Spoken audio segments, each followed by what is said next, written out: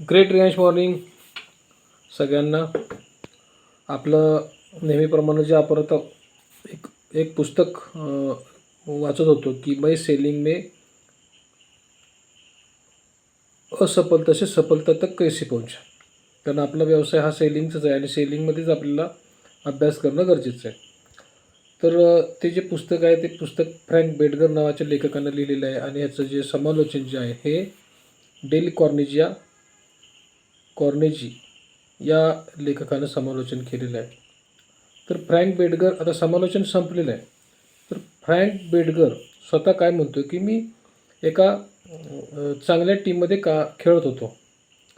त्या ठिकाणी मला महिन्याला $175 एवढं त्या ठिकाणी त्याला मानधन मिळत होतं, पगार मिळत होता.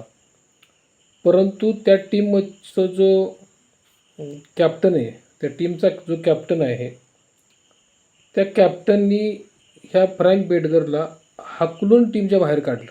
अक्षरशः धक्के मारून त्याला टीमच्या बाहेर काढलं. तर टीमच्या बाहेर काढल्यानंतर फ्रँकला काय वाटत होतं की आपण मोठे बनू, आपल्याला अजून काहीतरी यशस्वी बनायचं आहे. पण तरीसुद्धा त्याला त्या टीमच्या बाहेर काढल्यानंतर त्यांनी जो टीमचा कॅप्टन आहे त्याला विचारले की तुम्ही माझ्यावर अन्याय का केला, तुम्ही मला बाहेर का काढलं.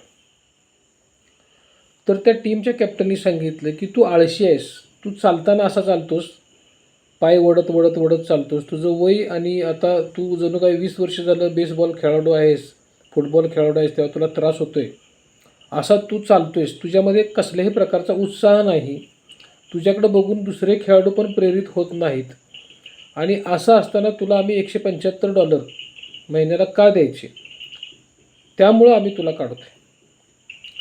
तर ह्याचा परिणाम त्याच्या आयुष्यामध्ये एवढा मोठा झाला की फ्रँक बेडगरला हाकलून दिल्यानंतर फ्रँक बेडगरने एका साध्या जी गाव लेवलची लोकल लेवलची जी टीम असते त्या टीममध्ये काम करायला सुरुवात केली.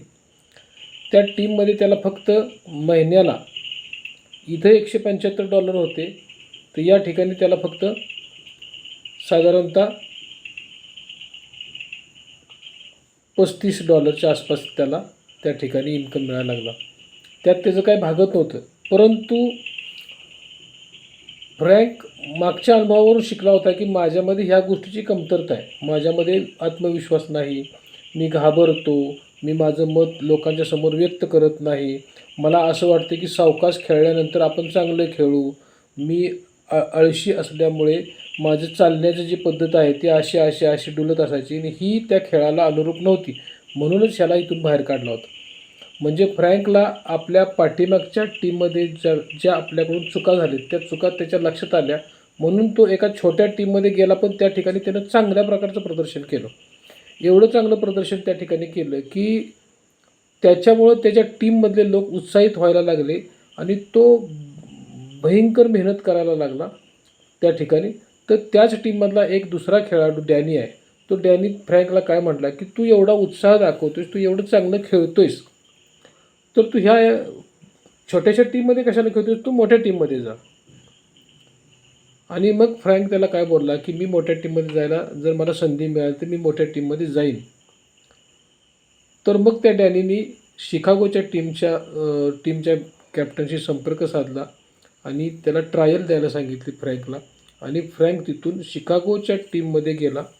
त्या ठिकाणी त्याला 70 पटीनं त्याचा इन्कम वाढला शिकागोच्या टीममध्ये. आणि शिकागोच्या टीममध्ये फ्रँक असं काय खेळला की तो संपूर्ण अमेरिकेमध्ये प्रसिद्ध झाला. त्याचं नाव पेपरला यायला लागलं. त्याचा आत्मविश्वास बघून संपूर्ण खेळाडू प्रेरित व्हायला लागले आणि अत्यंत चांगल्या दर्जाचा तो खेळाडू बनला. त्याचं उत्पन्न त्या ठिकाणी चांगलं बनलं. 50 डिग्री सेंटीग्रेड तापमान असतानासुद्धा तो थकत नव्हता, उलट त्याच्यामध्ये त्याला अजून समाधान वाटायला लागलं. आणि फ्रँक बेडगर हा पेप बेडगर म्हणून त्याचं वर्तमानपत्रामध्ये उल्लेख व्हायला लागला. त्याचं स्पेशल जसं मास्टर ब्लास्टर सचिन तेंडुलकर जसं म्हटलं जातं तसं ह्याला पेप बेडगर म्हटलं जातं. मोठ्या गौरवशाली नावानं ह्या फ्रँकला या ठिकाणी हे करायला लागले. त्याचं कारण फ्रँक काय म्हणतोय की माझ्याकडे मी उत्साह काय केला, मागच्या टीममध्ये असताना माझ्याकडे उत्साह नव्हता हे मला समजलं, म्हणून मी दुसऱ्या टीममध्ये स्वतःमध्ये मी उत्साह निर्माण केला. मी अत्यंत चांगल्या दर्जाचं हे खेळ खेळायला लागलो आणि म्हणून माझं नाव एका देशामध्ये एका मोठ्या लोकांच्या रांगेमध्ये जाऊन बसलं.